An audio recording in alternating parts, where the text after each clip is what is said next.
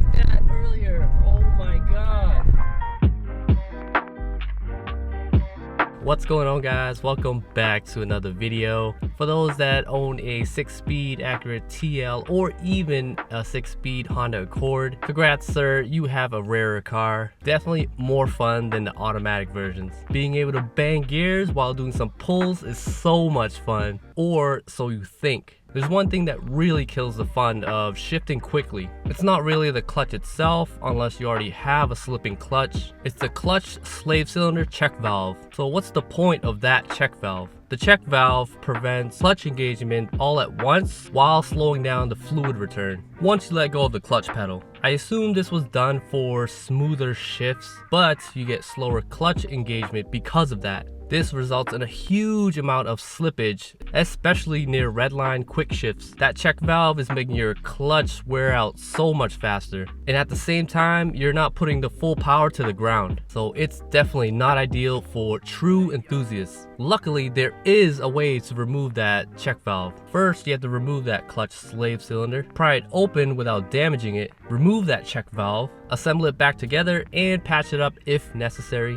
reinstall it back into the car, and then bleed the clutch system. Finally, that's it. That's what I'll be doing today. Doesn't sound like too much work, so hopefully in the end it's all worth it. Tried to make it easier on myself and reduce downtime, so I bought another slave cylinder and did that check valve removal mod. I didn't film any of that because it has been documented before, so I'll leave a link to the forum post and a couple videos that helped me out. Also, I didn't record myself before the mod because when it slips, you'll feel it more rather than see it. For me, it's most notable when I'm trying to merge on the highway, when you need to go from 30 miles per hour and accelerate quickly. That shift from second to third and third to fourth. But you'll definitely get my reaction after the mod.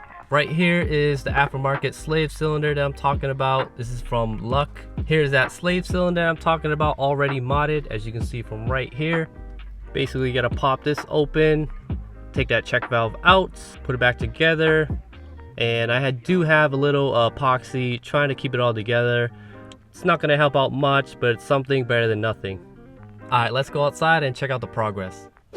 And here we are, guys. I just removed the battery and the battery tray. The battery tray is a little bit tough to remove because there's one bolt right here, one bolt right here. I think there was one over here. This wiring loom right here and the bracket connected. I remember it was 1, 2, 3, 4, and then 2 more right here. Really hard to see, really hard to get to, but you have to kind of do it from underneath the battery tray. One right there and another one on the other side. These two are really hard to get to, but once you remove the battery and the battery tray, you have so much more room. This is looking straight from the engine bay, and right there is the clutch slave cylinder. As you can see, there's the line right here, goes through all the way right here, and of course, being old plastic as it is, shit breaks unfortunately, but that is the line. You can see it's already corroded. Kind of sucks. Hopefully there's no leak, but there it is, and I'll show you guys how to remove that. So down there, it looks just like this right here. 2 bolts, I think it was 212. I was holding it in. There's a little fork right here that pushes in and out, and then here's like that little nut. It's free moving, so this is a 17. Fitting goes right in here. So all you need to do is grab the 17, put it like that, grab a 12mm flare nut wrench, and just pretty much turn it like that. That's exactly what we're gonna do right there. It's gonna be super easy. Hopefully I don't lose a lot of clutch fluid. The only thing I'm worried about is bleeding the clutch, but we'll worry about that when the time comes. So you can see I already removed 1 bolt to make sure that everything is coming loose. Yeah guys, I already broke it loose a little bit, and you see it drip right there. Yo, that shit looks nasty right now. Oh my god, like you can definitely tell it's not clear at all. That looks nasty. So it's good that we're doing this. If I'm not even doing the mod, definitely needs to be bled so we can get some clean fluid in there.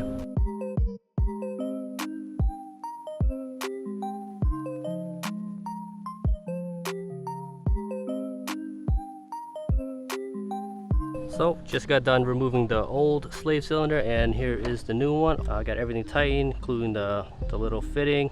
These 2 bolts are in, the 212s. And the bleeder valve I actually cracked open. It is a, I think it's an 8mm, but also I was able to use a 5/16. Was able to knock it open to get it ready for bleeding. I'm gonna try the same method as I bleed brakes, but here's the old one right here. The Luck one is aftermarket. Should work the same way. I know that the delay valve is like a little white plastic one that's in there. Do exact same way. It looks like almost the exact same thing. Like you just create a little notch to pop it out, and that's it. I'm not sure what like this stuff is, but it works exactly the same way. This actually just lays on a damper fork or whatever it's called. It is round shaped, and this little nipple right here just lays right in, so super easy for this. Here is the old clutch fluid. Same thing as brake fluid, but yo, this shit is dirty. Same thing I usually do for bleeding the brakes. Just take a turkey baster and take it out, and you get to see how nasty it is. There isn't a lot of brake fluid. I added new stuff in there to get it like as clean as possible, and hopefully all goes well when we start bleeding. Same as usual, I do have a bottle. The hose goes all the way in, and then the end of this hose is gonna go towards that bleeder valve right there. Press the clutch a few times, close it up, and we'll see what happens. Hopefully everything goes well. So there's the setup. I do have a zip tie to help hold the hose in. I have a 5/16 to help bleed it. I already cracked it open to see if it'll gravity bleed. Everything should be as normal. And then here's the hose. I'm gonna top off the reservoir, a few pumps of the clutch. Hopefully all that dirty ass fluid gets out. Just topped it off with some fluid. Took one step on the clutch, and that is coming out really milky. I don't know if you guys can see it, but the part that worries me is right here at the clutch pedal. Take a look at the clutch pedal. It's all the way down, guys. Hope this is normal. I don't know, because I never bled a clutch before. I'm gonna raise it and see what happens, and if it's normal, I'll give it a few extra pumps, close that bleeder valve, and we'll see what happens from there. A few moments later. Holy crap, guys, it's hot. I gotta leave the door open for this one. It's a little extra noise, but I think, fingers crossed, I'm done with bleeding the clutch. You guys saw, push the clutch pedal down, and it was like, it did not come back up. Apparently fluid came out. The hose had a little leak. Didn't seem like it was bleeding properly, but I think it was. Hopefully it didn't suck in any air. That's the whole point of the tube, where it's like, you know, a one-man job instead of two. Hopefully it works. Hopefully no air got into the system. I think it took about, I don't even know, like 50 presses. So I used my hands for the clutch, because it was really easy, no pressure at all. Putting it down, grabbing it back up like 50 times before something even like felt remotely different.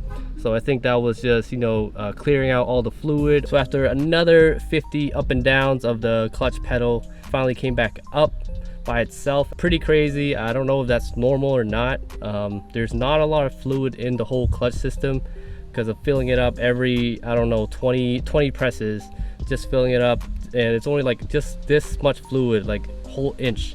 Fluid was super dirty, guys. Like, it was milky. Like, it was it looked gross. Even if your clutch is okay, definitely just like brakes, it needs to be bled every so often. Probably 3 years is the recommended, I think. But yeah, even if you aren't doing this mod, bleed your clutch so that you can get fresh fluid in there. I'm pretty sure that that is 12-year-old fluid in there. So everything seems normal. Like I said, this is my first time bleeding any clutch. I'm gonna tighten everything up, make sure there's no leaks, put the battery tray back in, put the battery back in, start it up, and hopefully it's okay. Fingers crossed. So just installed the battery tray back. Besides these two bolts, they belong right in those little hidden areas, like right here and the other side too. I'm not even going to install these to help me in the future, because if I were ever to replace a starter, which is right here next to the battery, this can easily be removed. And like, if those two bolts are seized in any way, it's going to be a whole nightmare just to remove this. This little wire loom is a bolt that had a bracket.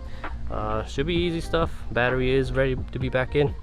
Oh, and I do have a different terminal right here. Yeah, it's all a little messy, but I kind of did my own terminal right here for the positive wire. Didn't make a video, but this helps with because I have so many of these and it was getting worn down. I do have another one for the negative. This one is okay right now. If I ever wanted to upgrade, I can, but this one is pretty dope and it does the job. Time to put the battery back in, start it up, and see what happens.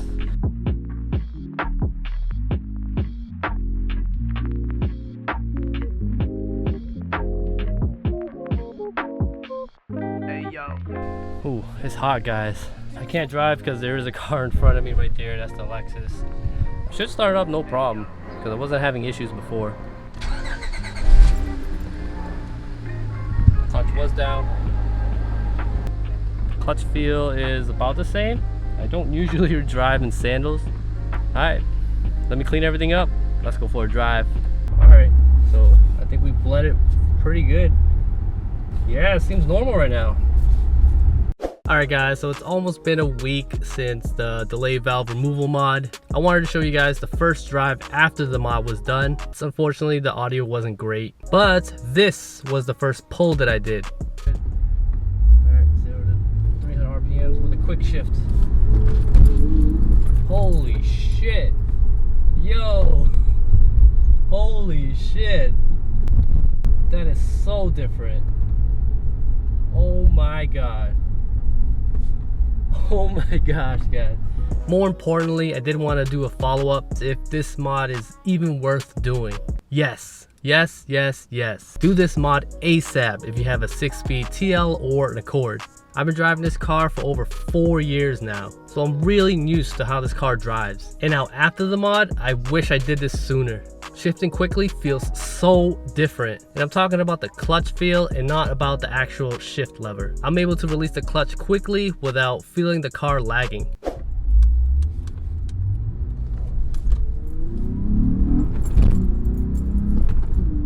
Wow, yo, it did not feel like that earlier. Oh my god. It shifts almost right away. That is insane. So I do have to adjust my driving habits now. I'm used to releasing the clutch a little slow and wait those extra milliseconds before I go into the next gear. But now it feels like a new car again. Some positives about this mod, obviously quicker shifts. But also downshifting feels amazing since I love to rev match. You'll get quicker 0 to 60 times. That also equals faster quarter-mile times, better clutch feel, and it will help complement aftermarket clutches and flywheels better. Unfortunately, some negatives to think about. The car obviously feels less smooth shifting. It does take some time to do this mod, and if you mess up removing that delay valve from the slave cylinder, you may be out of luck and have to get a new one. You also may have issues bleeding the clutch, but if you ask me, those trade-offs are definitely worth it. Thanks for watching as always. Hope you guys enjoyed it. I'll catch y'all in the next one. Peace.